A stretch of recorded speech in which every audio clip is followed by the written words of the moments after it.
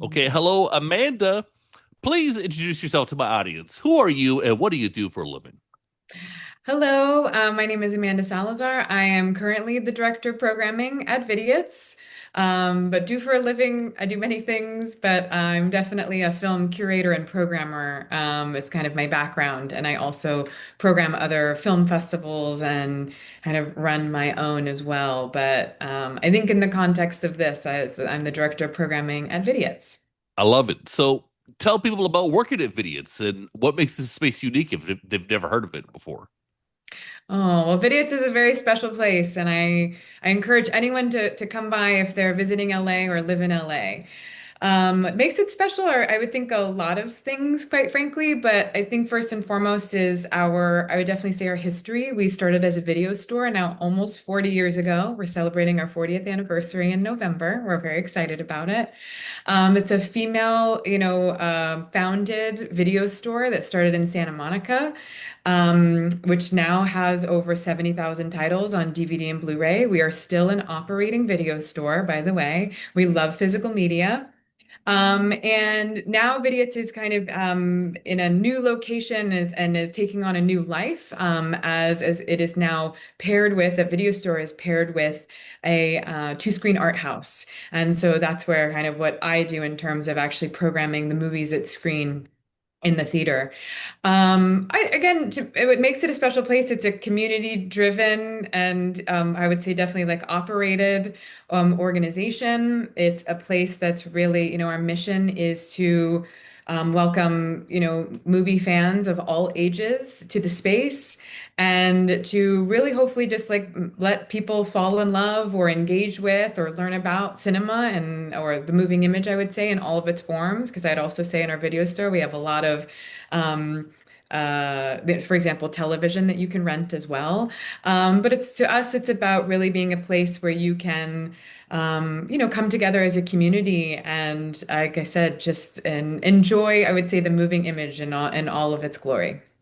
I love it. And I love that you could do two things there. You could maybe see a movie, be inspired, check out what's there to rent, take something out, or vice versa.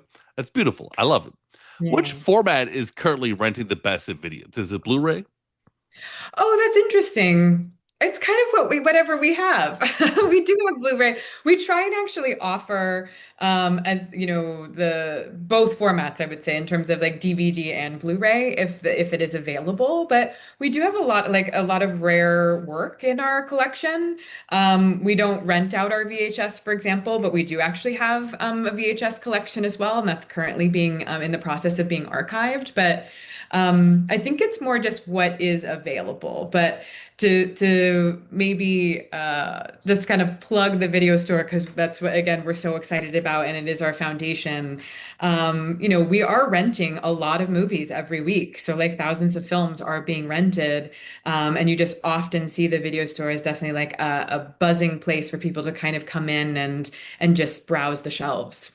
I love it. And it's such a novelty now for people to rent. We have a spot here where I'm at in Ottawa, Ontario called Movies and Stuff.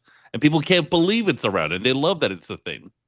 I know, isn't that wild that as a place that was so formative to my, I guess, movie education, that was just a location that was so familiar to me. That's what I did on Friday nights was go to, in my case, it was a Blockbuster. I kind of grew up in a suburban town and um yeah, just having that place be something so familiar to me and now it's really non-existent. Like in such a short period of time, it is rare. So it's very wonderful to see like people, come in. One, it's great to see people who used to go to the store in Santa Monica and then they see the store and go like, wow, it's still here and it, looks the same or there's something very familiar, excuse me, about that. But then there's this other part of it of people that have just never been to a video store and it blows their mind. You can see it in their face. Like, how do I take all this in? And you can just watch, it's like seeing someone's brain work in real time. That's amazing. And you guys, or y'all screened some celluloid as well, I saw. And I was wondering, do you guys, or do you have a stash or do you rent those out? And what do you think about talking about format, the relationship between the audience and celluloid in LA and beyond. Is it getting the love you think it deserves? No, well, that's Hmm. a lot of questions there, but let me back up. So we do screen on film. Yeah, we have a 35 millimeter projector system. It was actually put in about a year ago. So we screen anywhere from 5 to 10 prints a month. And again, we're 7 days a week movie, our main house that screens in that. As for your question about maybe engaging or audiences engaging with 35 or maybe our I would say kind of thoughts around programming in, celluloid in Los Angeles. Well, first of all, I have to back up because LA, like what a place to be engaging with cinema, right? In a town that, really created it's where Hollywood is and exactly where a lot of movies came from. So it's we have an audience that is excited about seeing work kind of in any format, and then we also have the access, I would say, to all of those formats if we can get them. So I would say at Vidiots though, and the way that I kind of our team and myself programs, we're not necessarily particular about like what the format has to be. We're really trying, again, we have a video store, so we're format agnostic here. We anything that we can get on screen and to let audiences again engage with. But I guess what I'll say to that is that we really want to show the best quality format that we can. So, and when this kind of in reference to the larger point of the city is like there are so many wonderful institutions, and I say that in like that have been around for so long, and I've got to give a big shout out to the New Bev and the Vista. I mean, they are just incredible, and they also were so supportive of us opening when we did, and of our team and kind of coming together in our new location. And, they're 35 only, right? That Yeah. is like, that's what they do. Hmm. And so when you have like this dialogue with venues, is what I like to say, it's kind of an ecosystem, right? When you have a place like the Academy Museum that's also doing a lot of work on, and then American Cinematheque, of course, is playing, Yeah. you have all these different, like, wonderful, um, opportunities to see film in kind of any format. We just really thought, well, our kind of how we're going to really, get into programming is just engaging with audience in the best format because we're not as beholden, I would say, to have to screen on 35. It's more an opportunity, I think, for again, a lot of what we do in our community and our audience that comes in are like young adults, or if not younger. Like we have kids, we have all ages programming every weekend. And so it's actually like a part of education of like this is a film print. It's a living thing. It's sometimes scratched. It has some life that's kind of been breathed into it quite literally. And this, when you see it for this time, it's the way this is going to be seen at this moment. There's all this um, really kind of like warmth, of course, to a 35 millimeter print. But then at the same time, we don't want to have an experience where it feels sometimes like a struggle, like to watch the film if the print isn't at a good standard. And some of the restorations and what is available have really brought the film, going experience really to like a top-notch quality. So I would say it's a long-winded way of kind of saying how our approach is to maybe how we program 35, which is um, really wanting, of course, to show work on 35 when we can, when it's a great print, but it's really not necessary for us again because like I said, we're in conversation with all these other venues that are playing on 35 or not only require it but really engage with 35 only, and it allows us then this flexibility, I think, in terms of our format. So largely though, to kind of end this question was about Los Angeles audiences. It's they're so and their engagement with 35 has been really, I mean, at least what we've seen, we don't get necessarily like requests that it has to be in 35 and at our venue, but we do see that there, of course, is a desire. I think with anything, it's a format that is, less and less available. And that, of course, is just basically because of like the physicality of it from shipping to the actual print. And then, it's an art form in itself to project on 35 millimeter and venues that might not be able to have, that don't have the equipment, not only the people that are able to project anymore. It's kind of this art form that we definitely want to continue to keep alive as well. But are seeing, there are also technological advances that have been made that allow us to screen films in, I would say, like a pristine quality, and having that experience is also very important to us. Okay, well, thank you so much for diving into that question or a series of questions Mhm. regarding celluloid and format. And it was really interesting I really liked your answer, talking about programming it sort of more in the forefront a little bit more so than like a devotion per se to celluloid. Tell me about your philosophy regarding programming then. What kind of movies in particular excite you to the point that you want to share them with the rest of the world? Oh, that's a lovely question. And I think about it often. Um, I mean, my approach to programming at Vidiots is very much, as I like to say, it's about our community. We are, where we're based, we're in Eagle Rock, we're on the east side of LA. We, came into a community that had this art house that we've kind of refurbished, has been around for 95 years. So we get audience members that have, came to the theater 25 years ago. It was a church for a little bit and then it came back to a movie theater. So about 25 years ago, if older, we have audience members that come back and go, "Oh, I remember watching this movie here. I remember watching this, and now it's back." And for us, again, like I would say, like our mission and how I look at programming is really trying to be like accessible, welcoming, challenging as much as, one can be, but really trying to show again, I say like the breadth of cinema that is available to us. But it has to be in communication with the audience, right? So, I personally, if you were like that part, it was part of the question. For example, I have my own experimental program that I put on with a former colleague of mine, and that we've been putting on in Petaluma, California for 10 years.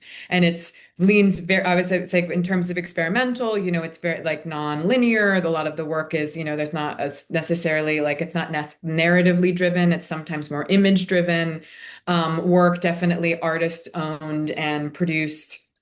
um, I would say film we show on both celluloid and not. But that's again something I'm very personally, it is very exciting to me. It's very interesting. That's not something though that I often program, for example, at Vidiots, right? Like we're an all ages program. And so that's what I think about in terms of programming, that I'm really more of a guide for the audience. I want to be, it's very collaborative, our team and how we work. And more broadly speaking, I think that maybe speaks to, I can maybe perhaps speak to how kind of like we engage in the like what our staples are for programming. So for example, like I'd mentioned, like all ages work is, or all ages films, or films that are very much geared towards, from little kids. Like we've had, people come in as young as truly like 2 years old, actually younger, but around 2 years old is like when parents are definitely introducing kids to their first movie, maybe in a movie theater. And of course, we encourage people of all ages to come to those screenings. But those are kind of like if, for example, when we screen Fantasia, and you go, okay, it's intergenerational. So many people love that movie. How you bring little kids to it, but you also, adults come and experience it on the big screen together.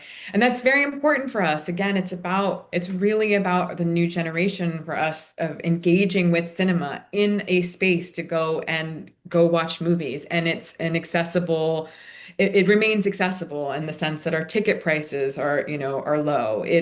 We, hold back tickets for walk-ups. We don't always like sell out a theater in case you didn't have access to like online, etc. So there's that. And then other programs, I would say, like throughout the week, it's like we work with community partners often, from where we are in East LA. And that's anywhere from working with local businesses that we love, like Waltz or Capri Club, to again, like other organizations that have been so supportive of what we do.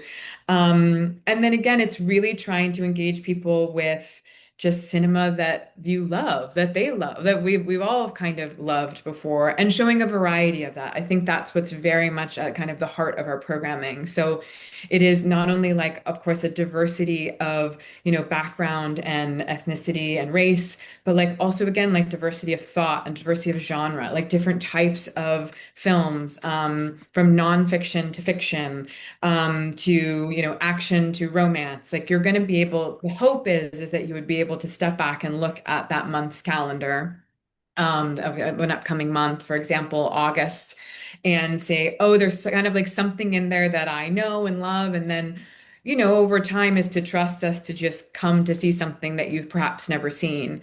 Um, as maybe or maybe audiences don't know, we are a repertory theater. So that also means like we're not showing new work. And that's again, that's a part of then our and my job to then look broadly around, like within the history of cinema, to not like and encourage that kind of, like I said, diversity of the media and the medium. And so we definitely play a lot of international work as well. And we're also just in the place, we've only been open 2 years. And so we're introducing, people to filmmakers and their work. It's something like, oh, I know that I love oh, what's kind of playing right now in theaters. Like In the Mood for Love is kind of is coming back with its new, 4K, what's its new restoration that's playing with a short. So Wong Kar-wai obviously is beloved and should be. He's an incredible filmmaker. And then like how can we show maybe some other work that people necessarily, they knew of but didn't catch. They have heard of the film but never saw it on the big screen. And so like, can you show something like Fallen Angels? Can you show something? And we can, and we're seeing audiences that then kind of trust, oh, I can maybe perhaps see a filmmaker's filmography over time. Um, and so yeah, we definitely program, a new film every night of the week. So we're not, that's very fun for me. In terms of that difference in tone, I would say, for kind of what you can look for. And like I said, I hope that people see that. Maybe they don't. Then that's actually okay too from programming. I'm like the way I look at it is very, I take a very broad look at, what's coming up, what we're offering, in terms of guests. Of course, we're in Los Angeles, which is such a gift, in so many ways when it comes to, I would say, talent or people that are associated with the movies.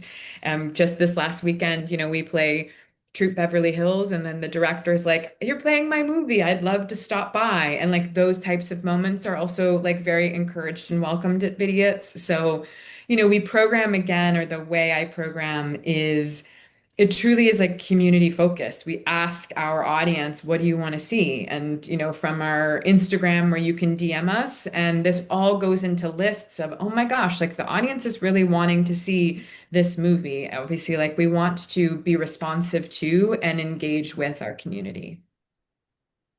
Okay, well, thank you very much for that great answer. Is there an upcoming screening at Vidiots in July that you are notably excited about? Oh, that's so hard. I think people always say that. I truly get to say I have it's a gift to be able to program for this theater and with this team. And so I get excited about everything. And I think there's like we're screening The Devil and Daniel Johnston on Thursday, which I'm excited about. As an anniversary screening, we have the director coming. We're showing Lords of Dogtown at the end of the month. I think that's like, and Catherine Hardwicke is joining us as well. Um, and then there are just films that bring me kind of a perfect example, right?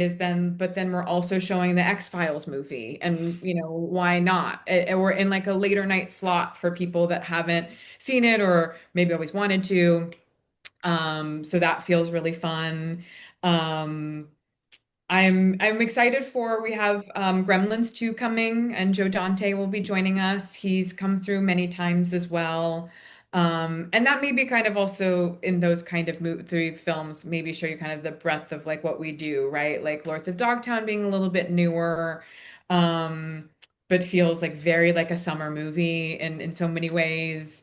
Gremlins 2, there's just like the audience for that, really, it's really intergenerational, right? From once that movie came out, people like really love. It's funny, Gremlins is beloved, so that's what's funny. But there's this debate over which one's better, and we get a lot of that. We haven't shown Gremlins 2 yet, and then being able to, like I said, show documentaries that are, feel great, like that are important to show as well. Like we'll be screening Monterey Pop in next week in honor of Pennebaker's, like kind of celebrating his 100th birthday. Um, he was born in July, so and Monterey Pop also is a great summer film, with some of like the great performances of all time captured on film. So it's this, we have definitely, there's a variety in the month kind of coming up that we're very excited about. Yeah, great. It's nice to have that sort of generalist bent over specialized sometimes. It's a little bit of something for everybody. Did you Exactly. have yeah. Did you have a mentor who or mentors who taught you the ways of programming? What were some foundational lessons you learned in the beginning? Wow. Oh, that's a wait. Wow, that's such a good question. Um, There have been many people. I think that this work of curating and programming kind of hopefully many people have had the gift of having a mentor. And I'm mainly more just reflecting on that question is that I hope I'm that for other people as well, because without them, it's such a hard I would say line of work to get into without that. And so there's I go to like a couple of people. First it would be my it's so funny. By my first job at my first film festival, this gentleman named Eric Forcell. He is a brilliant cinematographer. He actually teaches cinematography now at Orange Coast College, and he's been there for years. And just knowing he's teaching is very wonderful because he was truly a teacher to me.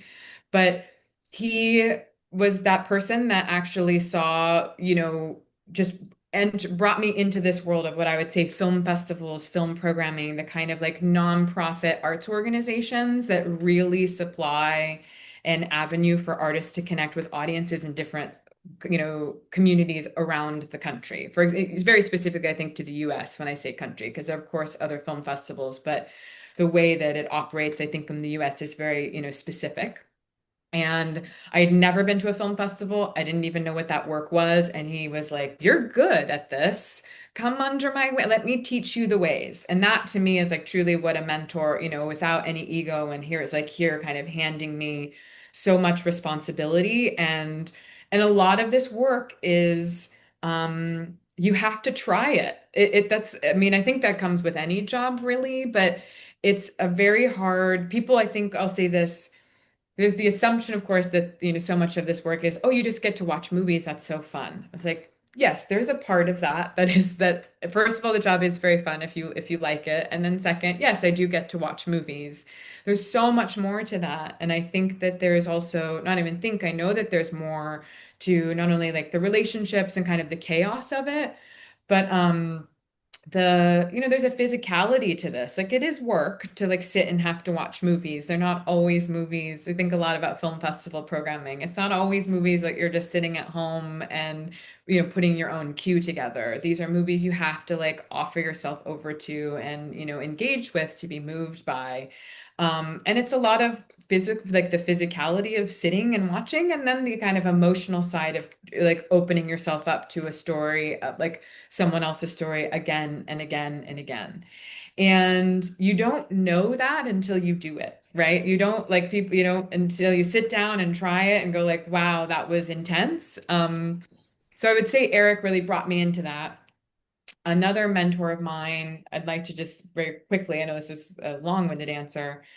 Rachel Rosen, she was formerly the program director at San Francisco International Film Festival.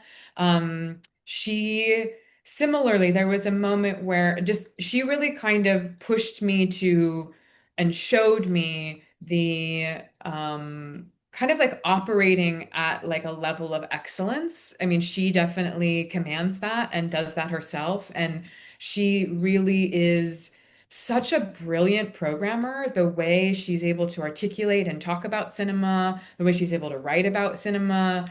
And getting to work for her was truly like an honor. And I would say that really was a time in my career where it shifted from, is this something I want to do? And it just kind of pushed me into this realm of really seeing the kind of the way you can make that it's important work and how to take it seriously, quite frankly, because there's a lot of, I mean, there's also of course a lot of play that happens, but there's just a professionalism that she really taught me that I think about often in my work. And I get to, luckily, by the way, Eric and her still call them my friends. And then finally I have to give a shout out as a mentor to Maggie McKay. She's the executive director of Vidiots.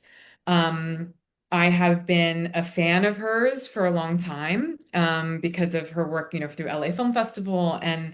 But like, I know there's one thing that I have to get to say, like, oh, she's my boss and I get to work for her.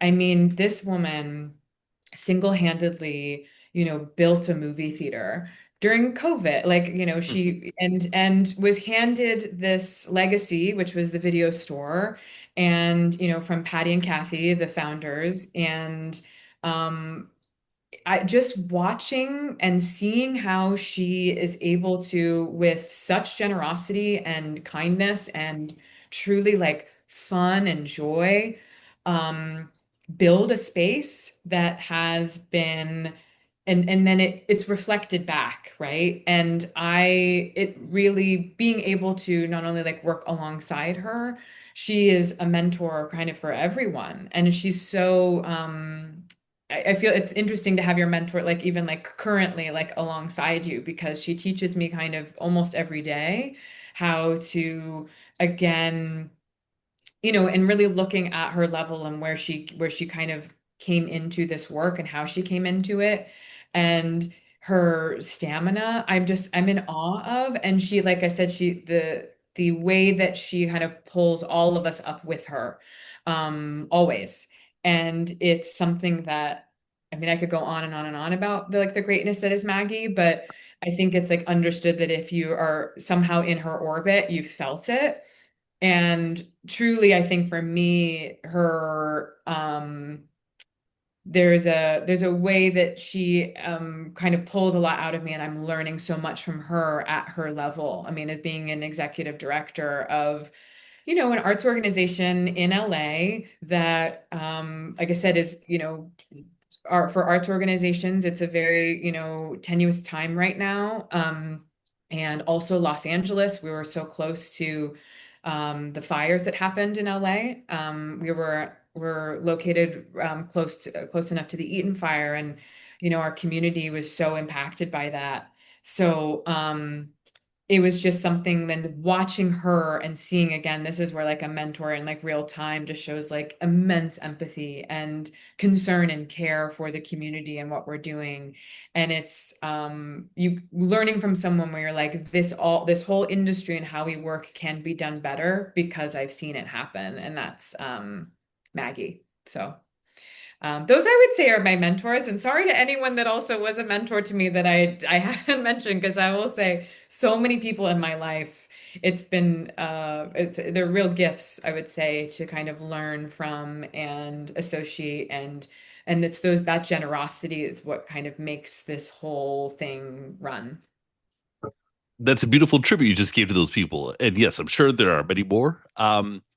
But going back to that piece you said about professionalism, what's the best advice you have for those who want to live and work in LA specifically?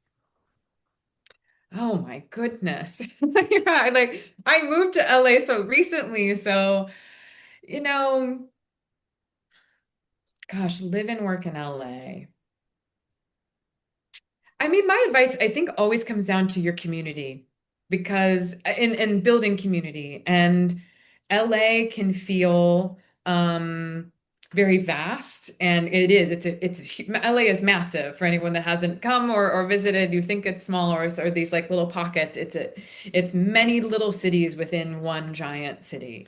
And I found that there's, it is a city I think also associated with, or has like a stereotype, of course, of like, this industry and then of the hustle and the grind that you have to I guess, participate in to make it or whatever that might be.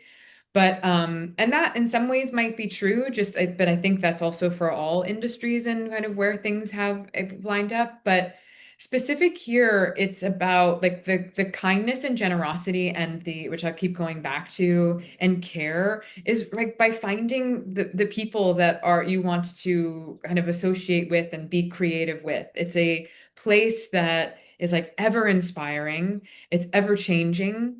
And in that, if you can kind of give yourself over to, I would say maybe being like a little flexible with like those avenues, like, oh, I want to act, but I also do stand up, but I also make movies and I want to write, it's like, it's really beautiful when you kind of see it happen. That was just an example, not necessarily for me, but the creative energy that is shared amongst people that want to. That's what I was going to say. It's like when you find those right people, there is a real exchange of ideas, resources, and care, which I think is really important to any city, and especially this industry. And of course, you're going to run into many people that don't operate that way, and it's much more extractive and maybe more of an exchange. But when you really find that's like community, and that to me, the reason I can say that is Vidiots. Like that is a place I've programmed in many places, but like the exchange of what it also like we're kind of it's reciprocal in many ways of like what I can give and then what kind of gives back to me and the engagement that I have within that specific space. Because I've programmed in many places and they're not like that often. And so I guess it's kind of broadly saying like advice is it's hard to give in many ways and it's can feel so sometimes trite, but I feel like specifically in LA, it's really about finding your community. And the people that are good are really good. I think that's great advice. That's something concrete people could latch on to. And between the ice raids and the fire, LA seems to be like in a tumultuous spot. How would you describe the state of LA? Oh, I mean, it's why it's that's where I'm at a loss for words for someone that speaks a lot. LA's hurting right now, and it's a very intense time. And to your point, like from the beginning of the year, and then now we're at like the midpoint of 2025, and it feels pretty relentless. But I feel like this has definitely been repeated or been said, but like what kind of like grounds us like in an unmoored time is coming together and call it like recharging or refilling your cup or like, joy as like an act of resistance, right? To not be so overwhelmed, overstimulated, and then isolated because of that. And so, yeah, it's been really hard. And the speaking of again going back to Maggie and our team, especially my entire staff, that just, in these moments using when the fires happened and we're going to make programming free. We're opening up our space for you to come through. Please come see movies. And, if you need to go and sit in different parts of the area to like charge your phone, like where can we kind of provide some normalcy in all of this? And and that's where I'm saying like to answer the question like what's happening in LA, it's really awful. It's also like going to reverberate or has been reverberating throughout the country. I think what's happening in Los Angeles right now is it's a bit there's a lot of um, you know, focus on it. But what you are seeing, what is the positive in this kind of horror is you're seeing community come together. It's about people supporting each other. How are we looking out for one another? How are we supporting one another? How are we um, just ensuring safety for one another during this time? And that's been um, that's what this is about. This continued fight is engaging with one another on a human level and finding that connection between one another. So it's been hard, but it's also been then places and what we're doing, we want to make sure that it feels then good and a place to um recharge and re-energize yourself, so we can go back out and keep fighting.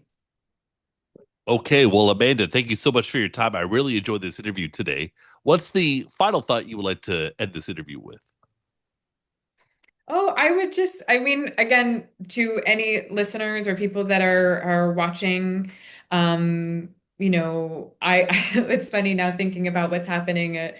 If you, like I'd mentioned before you came to the interview, before this started, if you come through, come to Vidiots, we'd love to welcome you and see the space. But I would also just end with, encouraging you as someone who maybe cares about cinema or art houses or spaces that are important to you, that you feel like that you engage with art on a very deep level, to I would say to frequent those places, or to engage with them. I would say on a level right now, because they're needed. Your patronage is needed. Your excitement around those spaces is needed, and especially, like, again, art is what kind of keeps us going in so many ways. And if you could participate in any way with your local art house, it is really meaningful to go to the cinema and not only bring your friends, but to those spaces to stay afloat, especially during a time when hope, they're needed more and more, and yet the support sometimes isn't there for them. Okay, well, thank you so much for your time. Thank you.